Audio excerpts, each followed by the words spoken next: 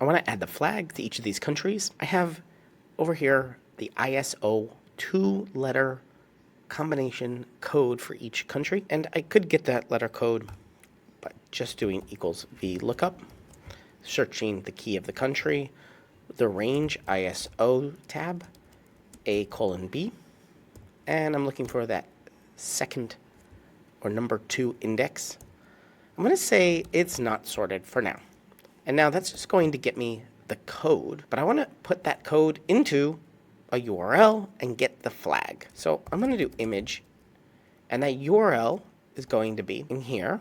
I'm going to add an ampersand and get that VLOOKUP, but that URL is going to be flagsapi.com/.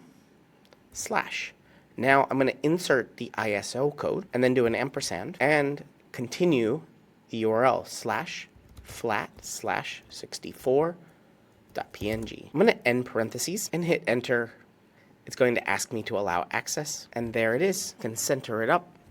And now I can copy and paste this, and it'll load each of the country's flags because it's looking for this country ISO code and then putting it into flagsapi.com/code and then /flat64.png. If I want a shiny flag, I can do shiny. And there's all the shiny flags for any country. You're watching Better Sheets here on YouTube. Make sure you check out this video or this video and subscribe right now to get more tips, tricks, how-tos. Get more out of your Google Sheets than you ever have before.